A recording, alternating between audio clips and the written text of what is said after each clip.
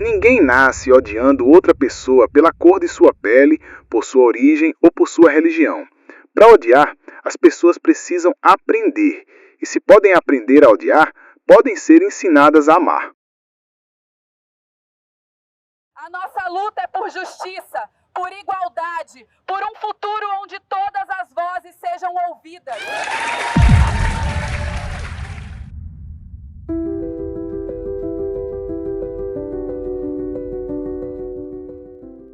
A história do Brasil está profundamente marcada pela escravidão. Por mais de 3 séculos, milhões de africanos foram trazidos à força para essas terras, constituindo a base de nossa sociedade. O Brasil foi o único país do Ocidente a abolir a escravidão. Em 1888, mais de 300 escravos foram trazidos à força para trabalhar nas lavouras e serviços domésticos. E o pior é que, mesmo após a abolição, essas pessoas não receberam nenhum tipo de suporte do Estado. Foram deixadas sem moradia, educação ou oportunidades de trabalho dignas. Isso explica por que até hoje a população negra sofre as consequências do passado. Falta de acesso a direito, pobreza e preconceito. A escravidão não foi apenas um sistema econômico, mas uma estrutura que desumanizou e marginalizou as gerações afrodescendentes. As consequências desse período ainda são evidentes nas desigualdades sociais que persistem.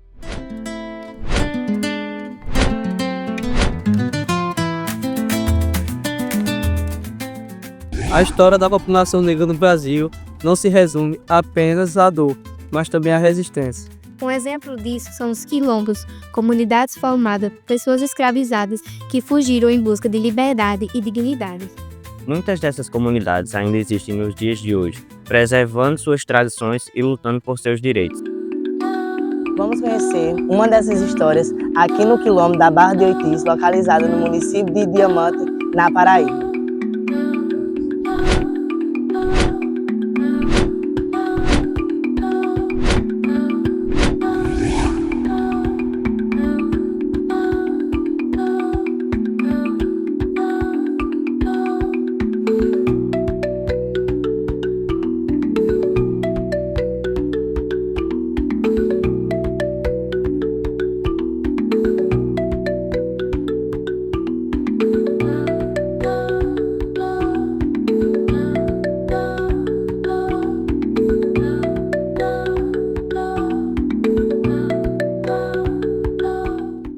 Bom dia, pessoal. Em primeiro lugar, seja bem-vindo, todos e todas, à nossa comunidade. Meu nome é Aloysio, sou uma das lideranças quilombola. E assim, hoje eu não estou na educação, estou ocupando a pasta da Secretaria de Agricultura, mas é um tema que fez parte da minha formação inicial, quando fui professor aqui na escola, fui gestor também. E assim, eu acho que é de grande importância a temática, né? E que bom que a nossa comunidade foi uma das escolhidas para que seja feita esse trabalho. Então, fique à vontade, a gente está aqui para responder na medida do possível e colaborar com o projeto.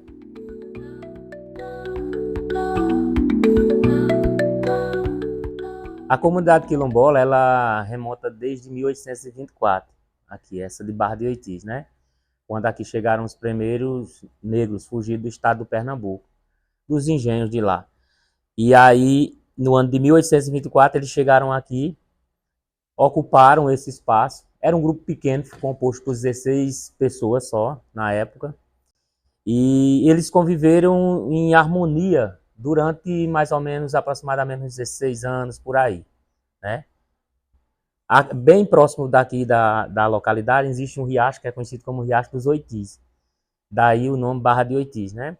Porque em volta desse riacho, durante todo o percurso, havia uma enorme plantação de uma árvore chamada Oiti. Infelizmente, nós não temos mais dela por aqui. A gente vai encontrar numa comunidade próxima, chamada Mata de Oitis, lá ainda existe, se não me engano, de 2 a 3 árvores dessa fruta, né? E quando eles chegaram aqui, eles viviam da agricultura, né? Viviam da agricultura. E era aquela agricultura de subsistência. Posteriormente, no ano de 1858, foi que chegaram os brancos aqui, que era chamado de os barros. que infelizmente não existe mais nenhum da família Barros. E que foi justamente essa família que dominou na base da força mesmo, a comunidade, e aí se apossou desse território quilombola, né? O primeiro negro a chegar aqui era conhecido como Antônio Querubim. Ele recebeu esse nome, o nome dele era Antônio, mas a referência de Querubim devido às vestes deles. Eles não usavam outro tipo de cor a não ser branco. Aí ficou essa referência de querubins, né?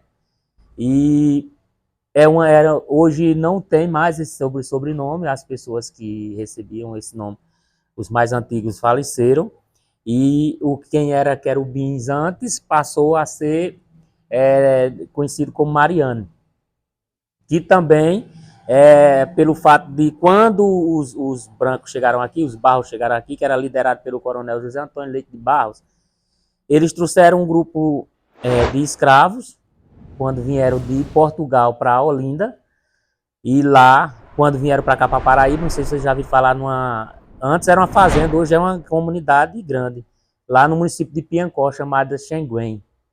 E eles vieram para lá, de Olinda para lá. Trouxeram um grupo de escravos, que era dominado, dois grupos de escravos, na verdade, e era denominado de Luca, um grupo, e o outro Nicaca, né?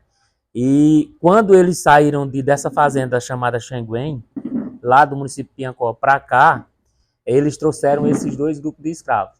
E aí houve a mistura entre os querubins, Luca e Nicaca. Hoje, na verdade, é uma das famílias predominantes, uma das maiores que tem. Luca, as três maiores famílias, Luca, Nicaca e Delfino, que fazia parte da família Querubim também.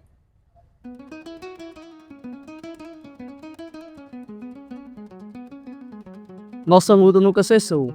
Hoje enfrentamos novos desafios, mas a raiz do problema permanece o mesmo.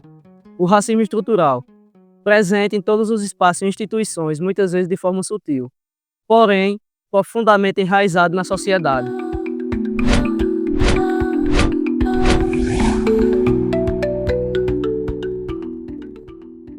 O racismo estrutural é um sistema de desigualdade enraizado nas instituições, que favorece os brancos e discrimina os negros. Ele se manifesta na educação, saúde, trabalho, segurança e mídia, além de se refletir em estereótipos e exclusão social. Apesar de não ser sempre explícito, o racismo estrutural perpetua desigualdades e impacta diretamente a vida das pessoas negras, dificultando sua plena integração na sociedade. O racismo estrutural é quando o preconceito não está apenas nas atitudes individuais, mas também em todos os sistemas, como educação, saúde, mercado de trabalho e justiça. Sim, basta olhar as estatísticas. A maioria das pessoas presas são negras. O desemprego afeta mais negros do que brancos. E até no acesso à saúde existem desigualdades. Ser contra o racismo não é suficiente. Precisamos ser antirracista, combatendo ativamente essas desigualdades e denunciando injustiça.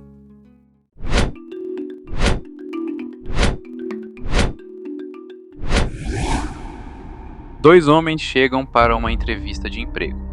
Um branco, um negro. Vestem-se com o mesmo cuidado, carregam o mesmo currículo de esperança. Mas, ao entrarem, os caminhos se dividem. O branco é recebido com sorrisos, escutado com atenção e logo contratado. O negro, com o olhar indiferente, sai com a certeza do que aconteceu. Mais uma vez, foi o racismo que falou mais alto. Ele não diz nada, não porque não saiba, mas porque essa luta constante esgota. Falar, provar, resistir, tudo isso cansa. E muitos preferem o silêncio, não por conformidade, mas por sobrevivência. A cena é simples, mas revela uma verdade profunda. O racismo muitas vezes não grita. Ele sussurra nas escolhas, nos gestos, nas portas que se fecham sem explicação. E mesmo assim, quem sente continua tentando, porque existir também é um ato de resistência.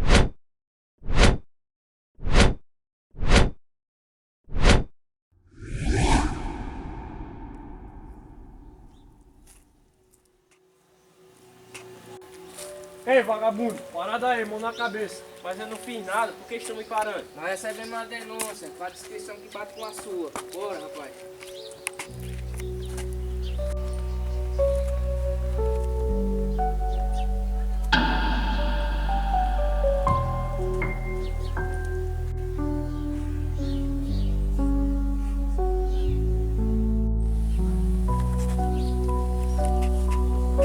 Tá liberado.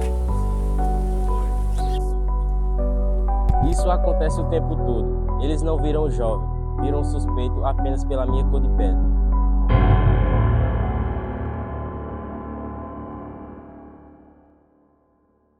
O racismo estrutural permeia todos os espaços, reforçando a ideia que algumas vidas têm mais importância que outras. No entanto, essa visão pode e deve ser desconstruída. Para isso, é essencial repensarmos a forma como aprendemos a história e como valorizamos a cultura negra. Esse processo nos conduz ao pensamento decolonial. O pensamento decolonial é uma abordagem crítica que questiona as estruturas de poder e o domínio histórico do colonialismo, especialmente a perspectiva eurocêntrica. Ele busca valorizar os saberes e culturas dos povos marginalizados, como os africanos e indígenas, promovendo uma visão mais plural e inclusiva da história e do conhecimento, com o objetivo de desconstruir as desigualdades e promover um mundo mais justo e igualitário. O pensamento decolonial propõe que paremos e olhemos a história com a perspectiva europeia e valorizemos o conhecimento e cultura afro-indígenas. Isso significa repensar quem somos e entender que nosso país tem uma identidade formada pela mistura de povos, e não só pela cultura europeia. E também significa ouvir as vozes negras, respeitar sua história e agir para mudar a realidade. O pensamento decolonial nos convida a deixar de ver a história sobre a ótica europeia e a valorizar os saberes e a cultura afro-indígena. Isso implica repensar nossa identidade, compreendendo que o Brasil é formado pela união de diversos povos, e não apenas pela cultura europeia. Além disso, significa dar espaço às vozes negras, respeitar sua história e agir para transformar a realidade.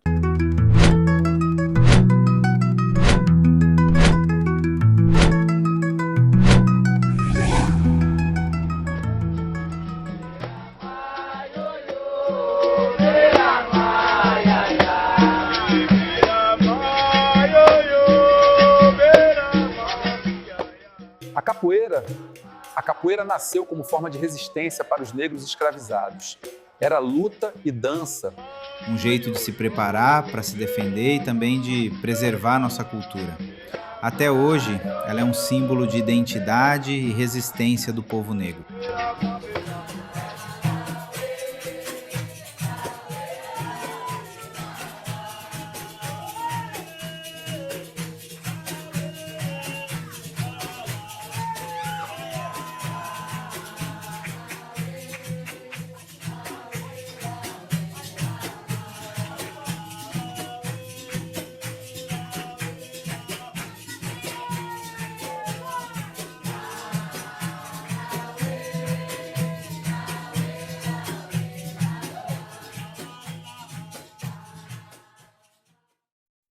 Mas, na realidade, como essa luta antirracista se manifesta no nosso dia a dia?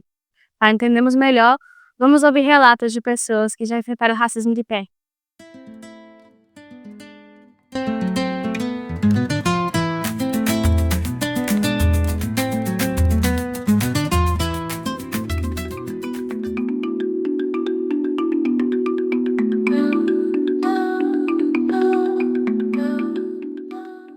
Tivemos avanços, muitos, graças a Deus, né? Não é à toa que vocês estão aqui, isso já é um avanço, né? E é muito bom poder ver jovens empenhados, né? Em também fazer trabalhar na defesa antirracista. E a pergunta que fica é até quando? Até quando nós vamos ter que vivenciar essas situações? Até quando nós vamos ter, né, que passar que ver as pessoas sendo oprimidas ou as pessoas sendo desvalorizadas simplesmente pela cor da sua pele? Né? Também nos demais segmentos, mas no que a gente está debatendo aqui. Então, é preciso, é necessário uma luta, mas uma luta do ser humano, não só as políticas públicas, mas que as pessoas também passem a se reconhecer como negros, como participantes, né, de uma sociedade, vivenciando suas experiências e tendo orgulho do que é, e se aceitando como é. Você já sofreu racismo e como foi essa experiência? Infelizmente, sim, por diversas vezes, né? Em várias ocasiões. Acredito que desde a minha infância, adolescência, processos diferentes. Quando criança, isso me afetava bastante, né? Por deixar triste, por me sentir inferior. Hoje, mais adulta, eu já consigo relevar a situação e já vejo até onde afeta, só que é muito triste, infelizmente, para quem passa e para quem sofre, né? Às vezes, talvez não seja nem a intenção de quem está praticando, mas para quem sente, é bem traumático. Citando algumas situações, por exemplo, enquanto criança, eu lembro, isso aí ficou marcado, e os meninos costumavam me apelidar de negra do cabelo duro, né? E isso me deixava muito triste, porque até então não se tinha aquela consciência de, não, vamos fazer isso, vamos fazer fitagem, né? Vamos fazer o cabelo diferente. O que era feito era alisamentos e alisamentos. Acho que por isso que criou em mim essa vontade de sempre estar mudando, né? Ora eu tô com o cabelo cacheado, ora eu tô trança, ora eu aliso. Mas eu não aliso porque eu não gosto do meu cabelo. É só por uma questão de estilo. Eu faço luzes, eu fico modificando, eu acho que para suprir isso que eu sofri na minha infância. Com a minha filha já faço diferente, né? O cabelo dela é o mais lindo que ela tem e ela já cresceu assim. Então foi diferente do que eu vivi. Agora, na fase adulta, no meu trabalho, né, já aconteceu de alguns pais chegar e perguntar quem é a diretora da escola. Eu disse, sou eu. Aí me olhar assim de cima a baixo, tipo, oi? Né? E eu disse, sou eu, pode falar comigo. Aqui mesmo, recente, já nessa nova escola, pessoas que não me conheciam. Né? Então você sente isso na pele, e isso é ruim. Né? Mas hoje a gente já consegue levar mais tranquilo, de uma forma mais sossegada. Então, Michele, como o racismo ele impactou na sua vida pessoal e também na sua vida profissional? Eu posso dizer assim, que tiveram os benefícios e os malefícios. Os malefícios, como eu já citei para vocês, a questão, né, que você começa a se sentir inferior, olha para os outros e diz o que é que eu tenho de diferente, que as pessoas me tratam diferente. Por esse lado aí. Mas, por outro lado, foi motivação, né? Para que eu conseguisse me superar. Eu não tenho concorrência com outras pessoas. A minha competição é comigo mesma e provar que eu sei fazer. Eu sou melhor, independente de cor, independente de ser mulher, né? Eu consigo fazer. E eu acho que eu venho conseguindo, né? Porque eu venho mostrando, até brincam e dizem assim, mas gosta de se mostrar. Não é, eu gosto de fazer. Né? Eu costumo até dizer, se é para fazer, então vamos fazer bem feito. E a gente tem capacidade para fazer. Eu lembro até de uma fala de João, no dia que ele esteve lá na escola, professor de vocês, que ele disse assim, por ser negro, a gente parece que tem que se superar 2, 3, 4, 5 vezes mais, né, para mostrar que a gente é capaz sim de fazer, por que não? Né? Por que não? Então, vamos dizer que foi positivo, né? Teve seus malefícios, mas também teve seu lado positivo. Você acha que a sociedade está evoluindo nessa luta contra o racismo? Bom, Emily, temos evoluído sim. Isso é bom, né? Graças a Deus. Melhoras significativas. Como eu até já tinha comentado antes. Nós temos muitas políticas públicas, né? Então, muita boa vontade dos grupos, do movimento negro, enfim. Porém, ainda temos dificuldades, né? Já conseguimos ver o negro com mais acesso, né? Com mais dinamismo aparecendo em novelas, né? Até como o João Vitor citou, protagonistas de novelas. Nós já vemos no esporte. Então, nós já temos destaque. Porém, ainda falta muito, porque existe a questão da consciência do humano, do ser humano, né? Eu trabalho com crianças e, infelizmente, a gente vê crianças pequenas com expressões, termos pejorativos, né? Chamando o outro de eita, negro, eita, isso, sai daqui, macaco. Então, infelizmente. Mas isso é o quê? O reflexo do que eles escutam, talvez em casa, na rua, com os colegas, e acaba se tornando, virando uma bola de neve. Mas, sim, temos avanços, temos melhorado bastante. O que você diria para as pessoas que ainda nos tempos atuais cometem racismo? Bom, João Vitor, eu diria que vocês não têm noção, né, do que estão fazendo, do que estão cometendo. Não é só questão de ser crime, é a questão do desgaste da pessoa, de quem está sofrendo o racismo, quem está sofrendo aquela situação naquele momento. né? Porque, assim, como eu citei no início, afeta de uma tal forma que hoje eu sou uma adulta, mas eu tenho lembranças, resquícios do que me aconteceu na infância, né? Do que eu passei na infância, do que eu passei na minha adolescência, e isso a gente carrega para a vida. Então, assim, é uma luta, né? Nossa, que eu digo, de todo o movimento, de todos aqueles que se identificam antirracistas, né? De promover, de mostrar que nós somos iguais, não existe diferença só pela questão do tom da pele, né? Como Mandela diz, a gente precisa aprender a amar o outro como ele é, e não necessariamente devido à cor da sua pele, porque a gente não tem diferença nenhuma, né? Então, assim, é algo que se bate muito na tecla, né? A questão também de se autoaceitar, né? E eu tenho orgulho disso, eu não tenho nada contra a minha cor, né? Pelo contrário, eu tenho orgulho e eu amo o que eu sou e a representatividade que eu tenho hoje, né? De poder mostrar às pessoas, de incentivar, de ser influência para muita gente, de dizer assim, poxa, ó, Michele, uma mulher negra, e ela conseguiu chegar ali, por que eu não posso? Né? Então, nós vamos nesse sentido. Michele, você como mãe, como diretora e como uma cidadã, em algum momento de racismo que você esteja vendo, o que você faria? Primeiro do que tudo, eu não compactuo com esse tipo de prática, né? É algo meu, até porque eu já sofri, então eu sei. E já aconteceram situações, profissionalmente falando, né, em que foi presenciado essas práticas, e o que nós fizemos? Intervenção.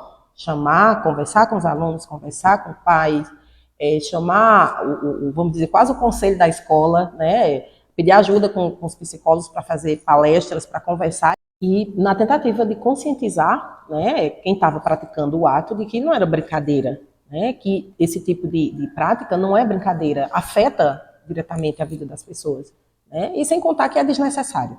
Então, assim, como a gente sempre costuma dizer, não basta dizer eu sou contra o racismo, né, e você continuar praticando, eu preciso ser realmente antirracista. Então, se eu não pratico, então eu vou dizer, olha, eu não faço determinada coisa e eu vou lutar para que os outros também não façam, e defender quem estiver sofrendo algum tipo de, vamos dizer, de violência, porque, de certa forma, é uma violência, né? Está violando seus direitos também. A educação e a conscientização são essenciais para combater desigualdades e promover a justiça social. Elas ajudam a desconstruir preconceitos como o racismo e a fortalecer a compreensão sobre a diversidade cultural e histórica. Ao educar as pessoas sobre temas como a história da população negra e o racismo estrutural, é possível promover mudanças de mentalidade e atitudes, criando uma sociedade mais inclusiva, respeitosa e igualitária.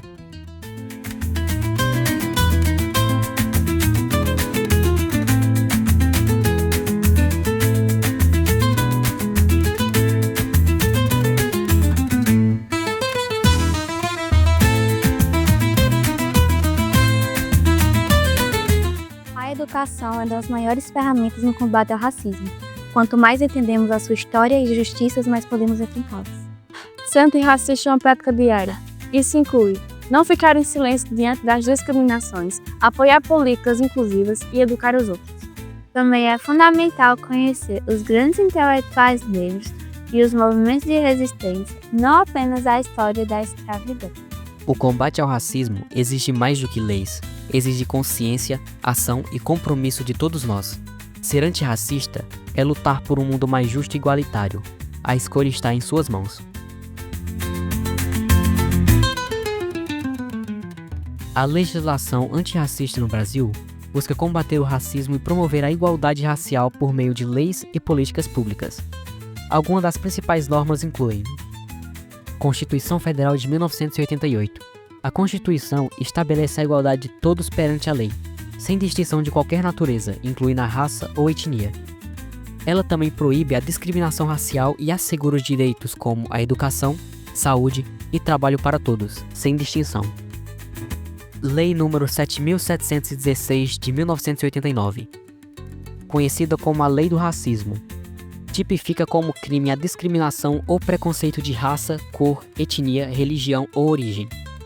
Ela prevê punições como reclusão e multa para quem praticar essas discriminações.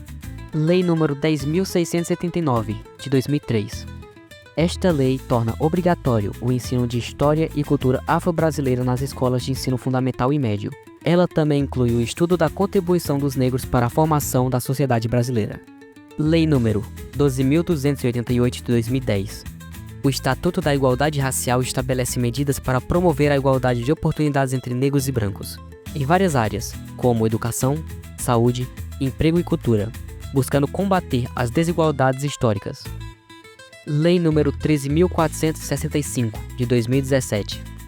Focada na regularização fundiária, essa lei também traz dispositivos que garantem a proteção dos direitos territoriais de comunidades quilombolas e indígenas, importantes na luta contra o racismo estrutural. Essas leis, entre outras, buscam não só penalizar atitudes racistas, mas também promover a inclusão, a valorização da cultura negra e a reparação histórica.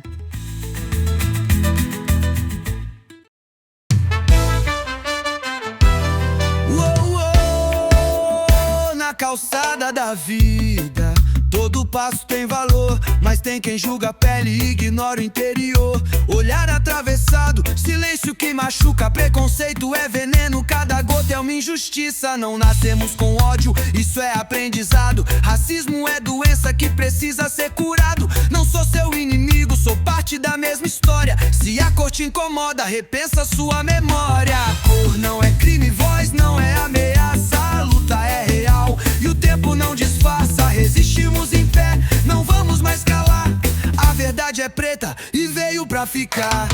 Quantos talentos apagados pela ignorância, quantas vidas perdidas sem justificativa ou chance. Não é sobre mim, é sobre um povo inteiro que sangrou em silêncio, mas agora é guerreiro. Pintaram a história com tinta desigual, mas a verdade escorre no mural do real. Respeito não se pede, se impõe na caminhada. E a cor do meu corpo não é sua piada. Escute o grito preso na garganta da favela, ecoa forte como um trovão na janela. Cada passo é revolução, cada frase é reparo. Racismo não é opinião, é atraso, é amargo. Cor não é crime, voz não é ameaça. A luta é real e o tempo não disfarça. Resistimos em pé, não vamos mais calar.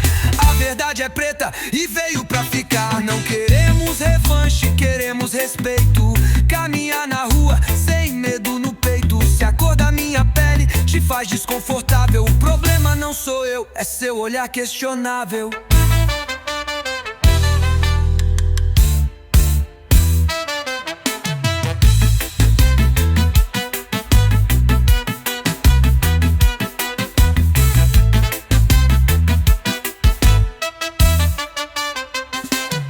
Não queremos revanche, queremos respeito. Caminhar na rua sem medo no peito. Se a cor da minha pele te faz desconfortável, o problema não sou eu, é seu olhar questionável.